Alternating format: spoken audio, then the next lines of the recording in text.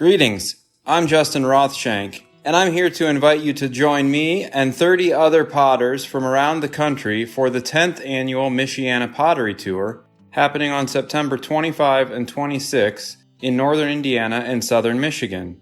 You'll find a list of participating potters, links to their web stores, and more information at www.michianapotterytour.com or on our Instagram page at Michiana Pottery Tour. We hope to see you at the 10th annual Michiana Pottery Tour.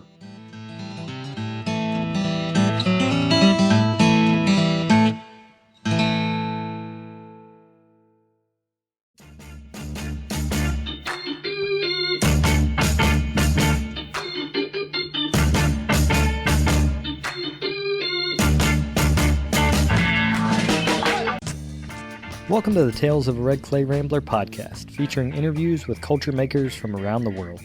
This is Ben Carter. I'm going to be your host. If you'd like more information on the show, please visit our website, talesofaredclayrambler.com.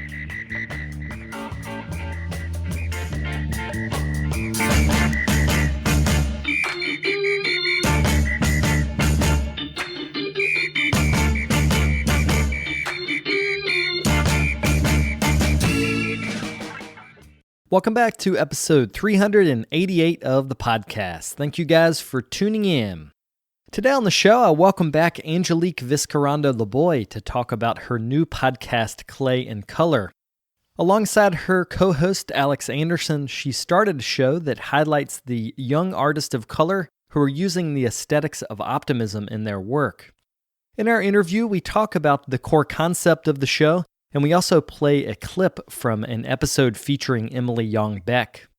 You can subscribe to Clay and Color on your favorite podcast app, and you can find out more about the show at brickyardnetwork.org/clayandcolor. Before we get to that interview, I wanted to thank some of the folks that have been donating to the podcast. We are listener-supported, so I'd like to thank Thomas Nunick, Claire Ellis, and Stephen Biggerstaff for their recent contributions. If you'd like to get involved yourself, you can do so at the website. That's talesofaredclayrambler.com/donate. Without further ado, we'll get to the interview.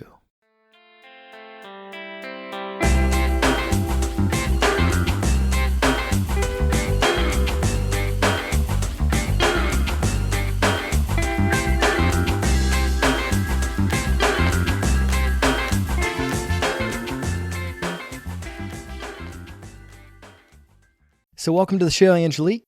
Thank you. Thanks for having me again. We're here to talk about your new podcast, Clay and Color, with Alex Anderson. Can you talk a little bit about the theme for the show? Yeah. So I have been researching for a while this thing that I guess maybe I coined called the Aesthetics of Optimism, which pretty much means humor, cuteness, the decorative. So these sort of strategies that are not really considered to be maybe serious enough by a lot of people in the art world, but I think they're just everywhere, pretty much everywhere right now in the ceramics community, especially with young artists. So I think it's worth talking about. Yeah, and let's talk about the young artist part of this, because this is something that I really learned about when I was listening to the promo episodes for the show. I think someone mentioned that it's a millennial phenomenon, and I don't know if I would define it. Like, I never know exactly who millennials are, but can you talk about who it is that you see that is using this aesthetic of cuteness and humor in their work? Yeah, and I don't know how old you are, but I feel like you might fall into the millennial category. But yeah, so Alex and I are definitely millennials, and a lot of our guests are, but we also have a lot of Gen Z. So there's some real young ones in there. I would say I don't think it's a generational thing, like in that sense. I think it's what's going on in the art world right now. And I think like for me, like in my opinion, a lot of it has to do with just how like things are so intense in politics, or just the way the society is going, pandemic, things like that. People need levity. People need like different like subversive strategies to sort of talk about things. And I think that's why artists are turning to these types of strategies in their work. And, it's not new. It's something I've done in my research. I'm trying to sort of make the connection between the past and the present with funk ceramics and what they started doing, and sort of how some of those strategies are being used now. And I think, honestly, they're being used better now than they were in the past. But still, to me, it's like, there was that pathway open, and then now we are where we are with how sort of visible this type of work is.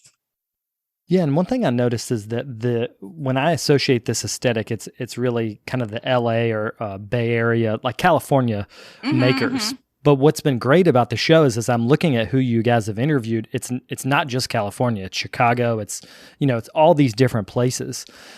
Is there some geographical tie, or do you think this is the way people look, at least across the US, at this type of work?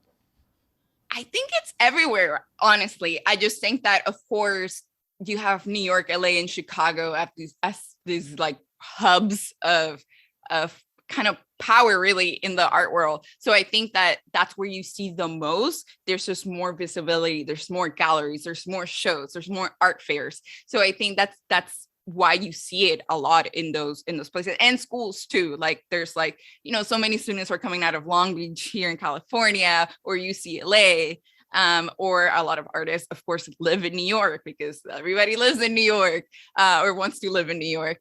But I honestly think it's everywhere. We are talking to Linda Lopez, who's in Arkansas. And I talked to some of her students who are also starting to work in that kind of strategy. So it's everywhere. I think it's like really sort of seeping through. So you guys have a 12 episode season, and it just launched. I guess it launched last week. So the first couple have been with Emily Youngbeck and Salvador Jimenez Flores. So what else do we have to look forward to down the line in the season? Can you talk a little bit about the artists that are coming up? Oh my God, we have such exciting guests. I feel like we were like fangirling every time we were recording an episode, because it's all artists that we really admire. And I'll say there's so many more artists we could have talked to, but only 12 episodes. And also there's, a lot of logistics that go into trying to schedule people. So we got what we got, and we're very happy with it. But let me tell you, we talked to Alaka Schilling, and she was incredible. It feels honestly like a little like TED talk, or like like she's just giving you like a pep talk, even though she wasn't really talking. She was talking about herself to herself, but somehow it felt like we were all like, oh my God, like Alex and I like almost cried talking to her, because it just felt so like empowering. Who else do we have? I mean, we have Cherry Farag, who's always very fun to talk to.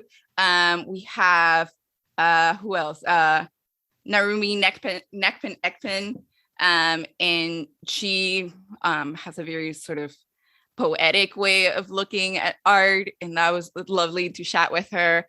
There's a lot to talk about. I've had a lot of fun kind of coming up with the descriptions for the episodes after, and also thinking about like titles. It's funny, like the ways that some conversations really end up sort of talking to each other, like across episodes. There's a lot of connections, but then there's also very sort of personal, individual things. And I feel like we learn a lot about each artist when we talk. And even some artists that like I've talked about or like talked to a lot, because there's some artists that I've worked with before, and I've written so much about them, but still it felt like I was still learning something new as I was having this conversation with them. Yeah, and this is like a secret research tool for the art historians out there, is if you record a conversation with people, you will get farther in that conversation than if you don't record it.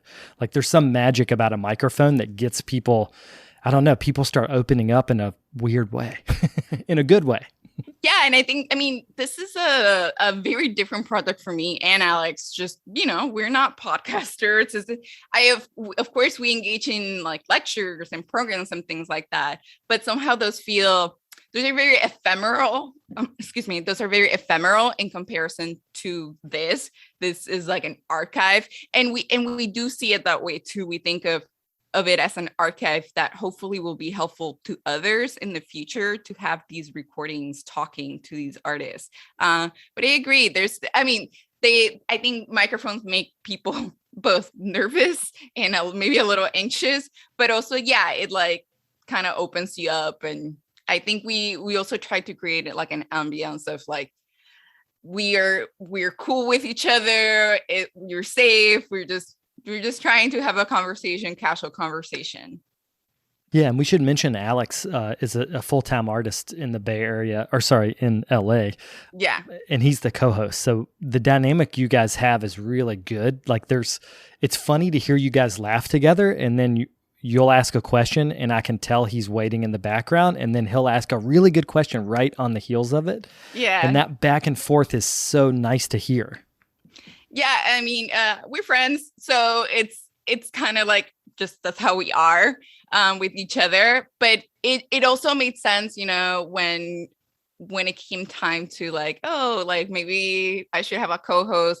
It made sense to talk with him on this show, have him as my partner, just because this is what we do on a regular basis. Like if we go see a show, if we're talking about his own work or anything, we're always having those conversations. So it just made sense to then bring somebody else into that and then have conversations with them about it. Yeah. And then also it just made sense because of how he approaches his work. So can you talk a little bit about this clip we're going to play? We're going to play something from Emily Young-Beck's episode, which is the first episode of Clay and Color. How did you get to know about her work? She just graduated from the School of the Art Institute of Chicago, where Salvador teaches. Yvette is an alum from there. I've been invited to talk there. Alex has too. We actually came on the same season, like I think it was fall of last year.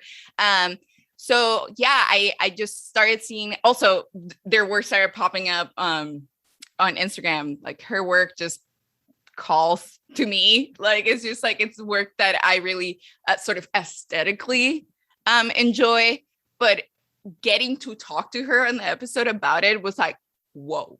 Like, I feel like Alex and I were both like mind blown by how like brilliant she is and everything. And she, also I feel like even though she's talking about some really like serious things, I feel like she was so like funny about it. And I think that's great. So yeah, I loved talking to her. And I think it's important to have this episode out because I don't think a lot of people can necessarily understand what the work is just from seeing it, because as we talk in the episode, people are taking immediately back what they're seeing and sort of the nostalgia of these characters that she's recreating, but they're not really necessarily stopping to think about what this work is about. So I'm glad we got that out there. So to wrap up, I just want to make sure people know how to find it. So where can they listen to the show? They can listen to podcasts in all major podcast platforms. And also, can you plug either your socials or website, and Alex also, just in case people want to get in touch? So my Instagram is at Angelik.wiki, as in Wikipedia wiki. And then Alex is 100 Alex Anderson. Well, I just wanted to make sure people know too, this 12 episodes and they come out on Tuesdays. So make sure to subscribe, and thanks for taking the time to do this. I appreciate it, Angelik. Yeah, of course. Thank you.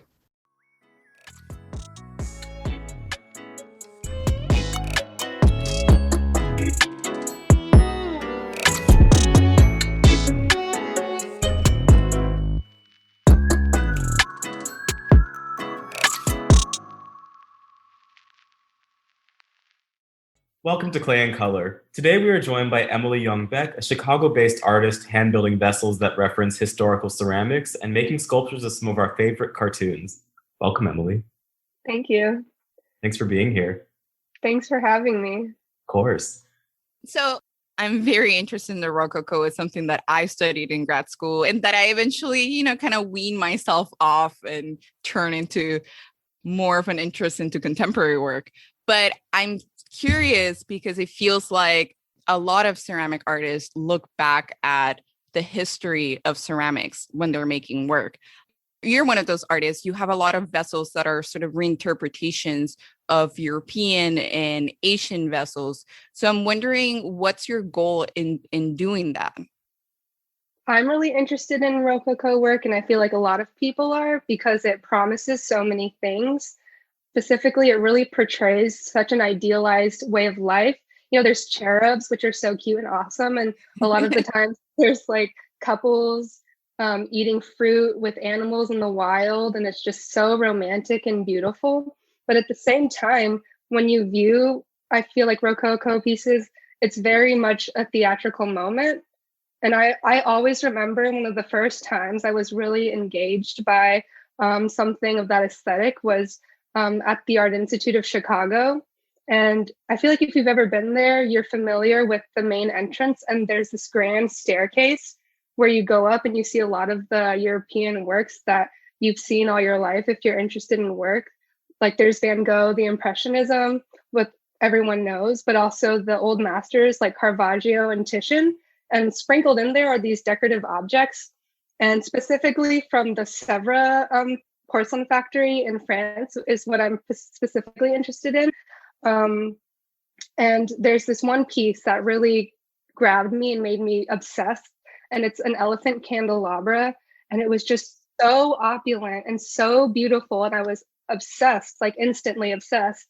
But then I also kind of had to take a step back and really think about where I'm located, because I was literally elevated above so many different types of work, and specifically ceramic works. Also, you're very aware when you go to find Asian, African, Middle Eastern works at the Art Institute, a lot of the times you have to dig for them. And it's really crazy. It's so different. The lighting even is different, I've noticed. And it's like darker sometimes. It's really weird. And sometimes I'm like, are you trying to make this scary even almost? And sometimes they make you walk down. And so I was just really aware of that. And it's not only like the placement, but like the lighting, it's all these things that are pushing this narrative. And that's like another thing that intensely made me interested in these things. So, yeah. I'm really interested in this. You mentioned the Sèvres factory, which is one of those kind of seminal ceramic production facilities that created one of the aesthetics that we understand today and see in court porcelains and palaces historically. It's an interesting combination with the pop iconography that you're using. Can you talk about that that kind of duality, that combination of that historical ceramic opulence and a certain historicity that it brings to the medium in relation to the contemporary imagery that you're using? Yeah, I just totally think it's one of those moments where history is just repeating itself constantly in different forms. I think it's all propaganda, all kawaii culture, all cartoons, all of these Sèvres porcelain, it's all propaganda to me. And one of my favorite, like probably 95% of my Rococo pieces are directly taken from the Sèvres factory. And it's really because I'm super interested in France also, just because I'm sure you guys might know this, but they were so disgusting, like actually really filthy. And I love telling people how nasty they were because they didn't have any like plumbing or waste disposal system until the 19th century. So like Versailles, they were literally shitting all over the place. Sorry if I wasn't supposed to cut. No, but that's fine. You're not the first. And it's true. It's so true. Yeah, it is what it is. Of course, they had wild animals just walking all over The the place. menageries, yeah. Yeah, they were pooping indoors and there was food everywhere that was rotting. And it was all of these super royal people that we look up to in these Rococo ways. And for fashion sense, like I heard a story that Marie Antoinette like got poop thrown at her by accident because that was just normal. Like she was just walking and like someone was throwing their poop out the window and like slapped her. So it's really crazy. Yeah, and the royal people would carry like sacks of like poopery, like poopery poop, but like just to make the smell be better. And it wasn't even just Versailles, but it was all of these places that they were staying. They had to get evacuated to shovel like all this waste out. Wow. And it wasn't until the 19th century where this kind of stopped being normal. And of course, there's story about indigenous people in America having to teach Europeans to shower and bathe, they didn't do that. It's just crazy to think about. And we look up to these people as like the height of sophistication. And it's still pushed in that narrative, like in the Art Institute, it's that elevation. And it's that propaganda that I find so interesting. And yeah, that's really what I think is the same with cartoons, just it's taken a different form. And also porcelain itself has such a loaded history. When you see these Rococo vases, they're so funny, lighthearted, really kitschy a lot of the times. But you don't think about the obsession with whiteness and delicateness and how it was worth as much as gold basically at one point. But there was a lot of violence towards the East to get these secrets. And no one really thinks about the violence in the ceramics trade. It's actually just being forgotten about. It's just crazy to me. Oh, I think that ceramics is inherently tied to white Western violence, actually, and it's something that I think about often. I mean, I've mentioned this recently in a talk about how it was you say propaganda, I say symbols of power, and how ceramics and court porcelains are expressions of power and status used by the ruling class.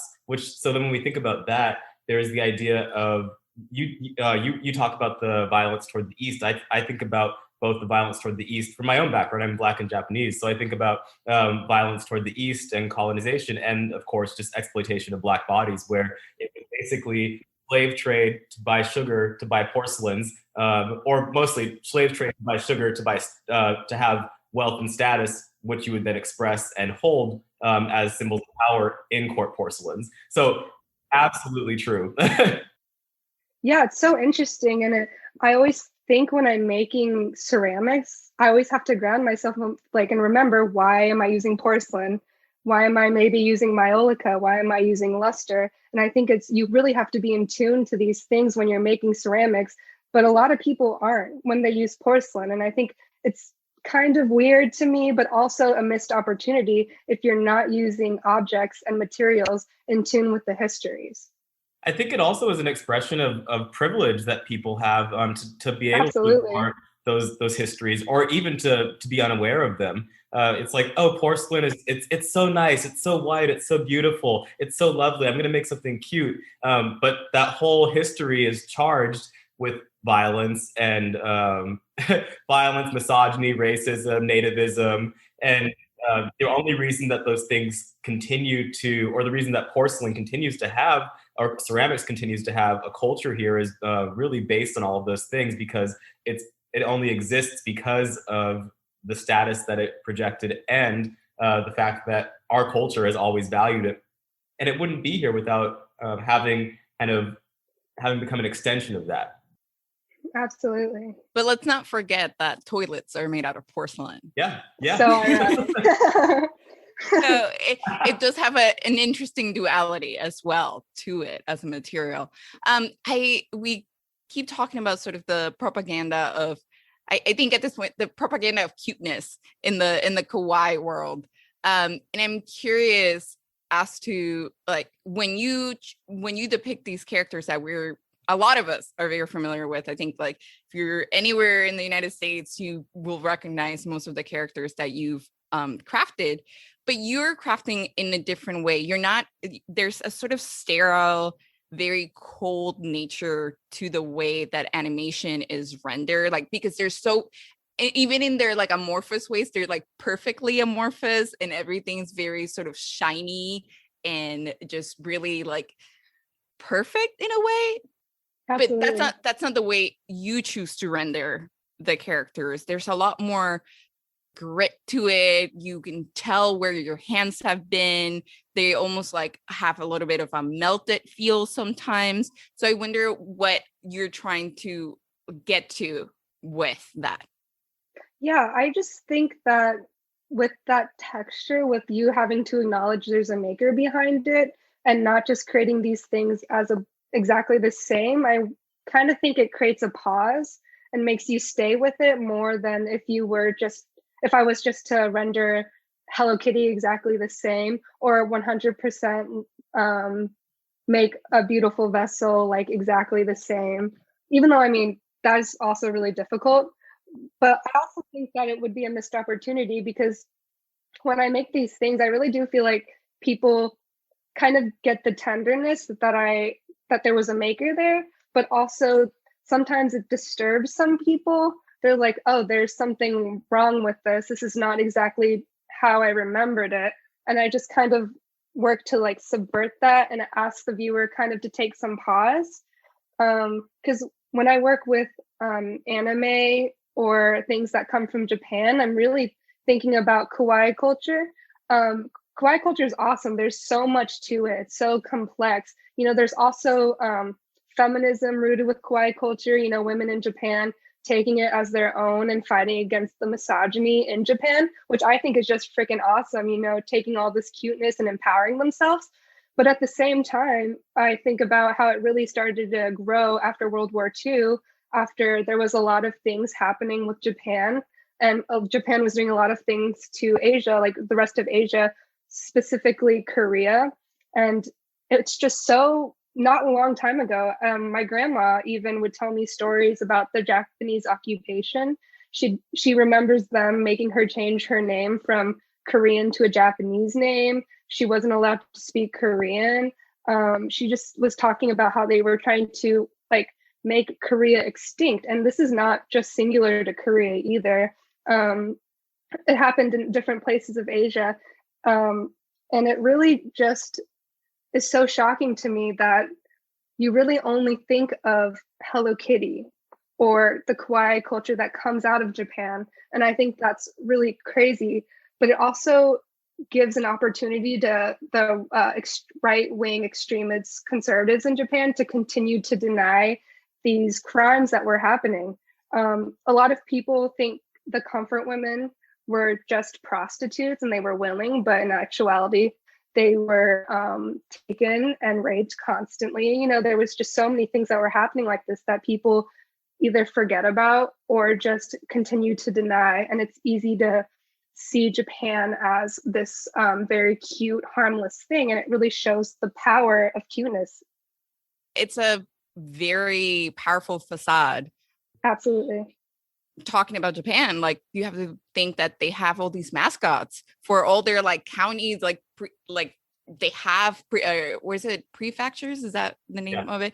Yeah, like they have all these mascots, and that's all you really think about. You think about these cute little stuff costumes they come up with to represent the country. But you think about the Olympics happening right now. There's a lot of issues, like serious issues there. And ultimately, what you are going to see, it's a mascot being like, yay, Olympics in Japan. So I see that artifice that is being portrayed. And that content, I think that the way that we see Japan is really just because of the way that we've been acculturated in the West, again, under like white Western hegemony that says Japan is cute, Japan is pure, Japan is feminine, Japan is delicate, Japan is refined.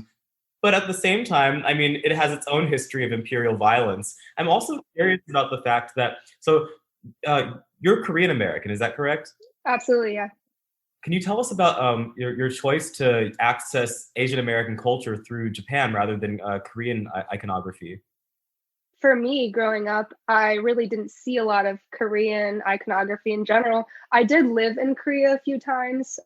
Actually, my dad was stationed in Korea when he met my mother.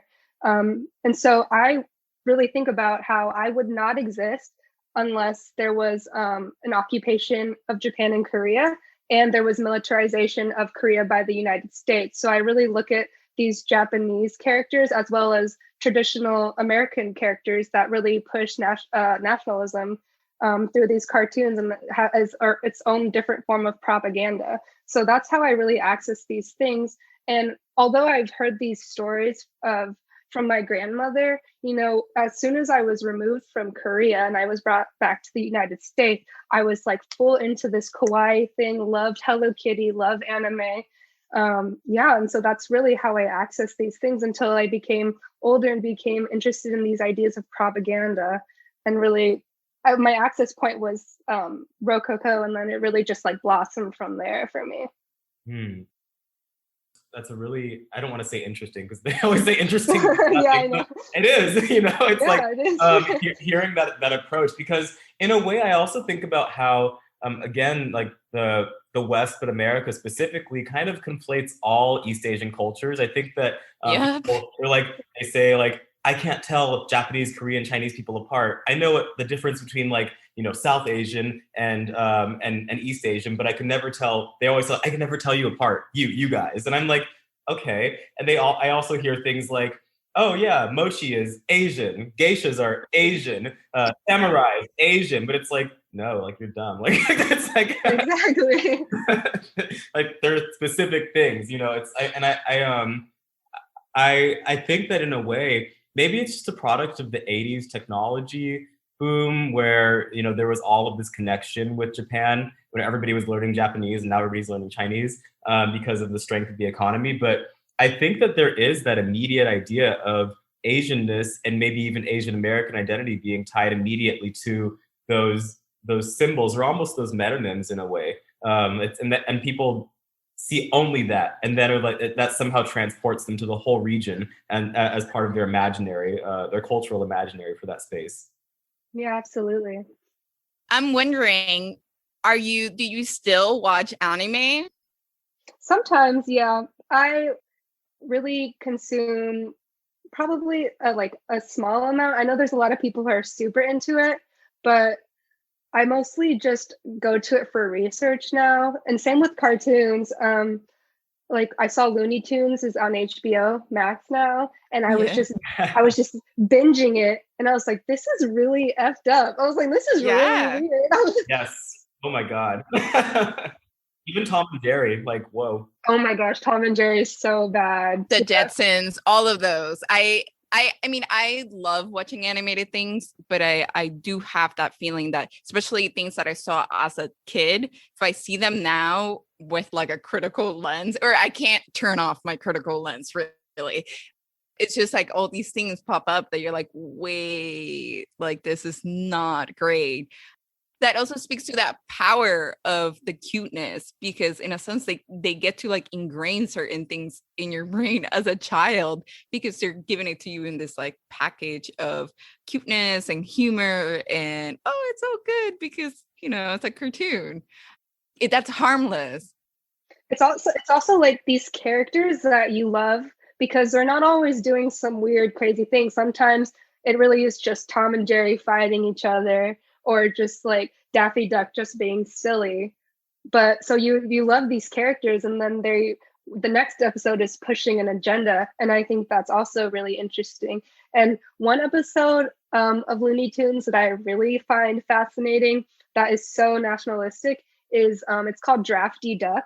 And it's so funny. He is like reading this newspaper and it's like American victory. And he's like, oh yes, I love America basically. And then his draft number gets pulled. And the whole episode is him like trying to dodge the draft and not go to war.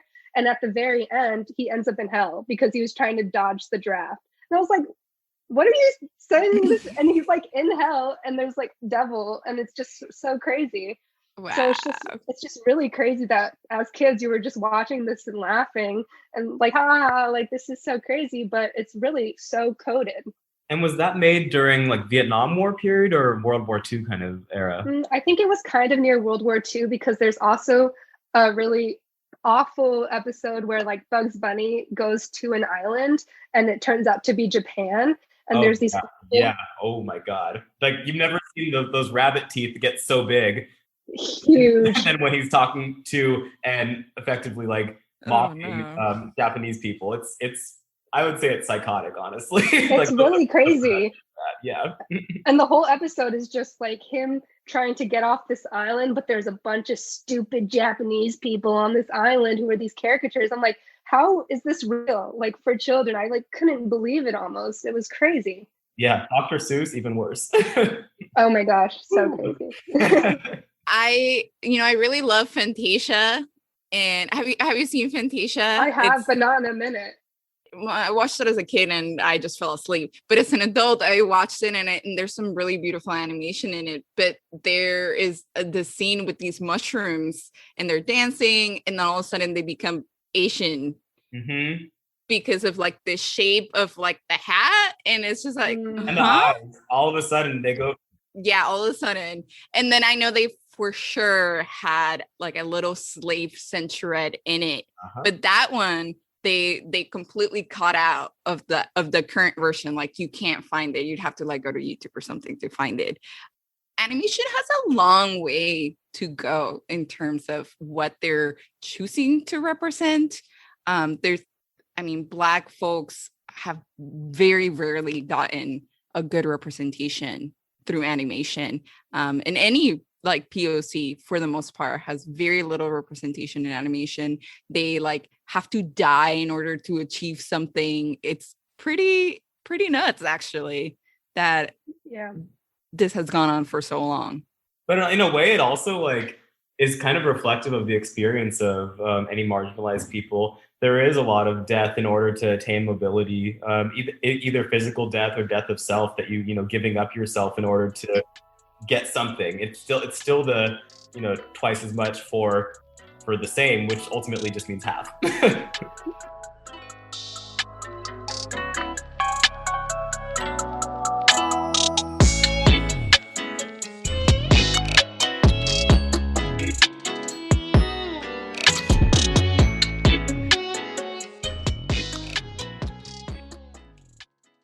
I'd like to thank Angelik for coming on the show. It has been a pleasure to listen to the first few episodes of Clay and Color. Again, you can subscribe to that now on your favorite podcast app, and I encourage you guys to leave reviews and positive comments for the show. That helps it to get off the ground and find other listeners. Before we go, I wanted to thank today's sponsor, the Michiana Pottery Tour. They are sponsoring their 10th annual tour, September the 25th and 26th in northern Indiana and southern Michigan. You can find a list of participating potters at michianapotterytour.com. You can also follow them on Instagram at Michiana Pottery Tour. I'll be back next week with another episode. Thank you guys for tuning in.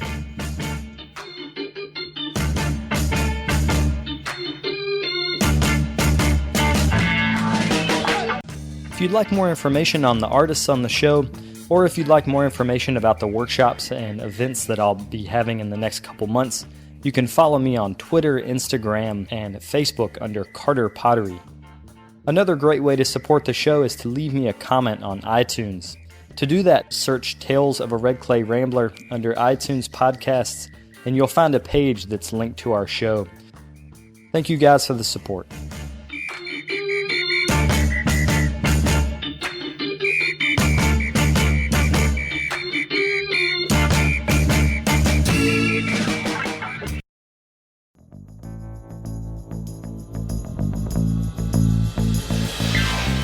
This podcast is a production of the Brickyard Network, an extension of the Archie Bray Foundation for the Ceramic Arts.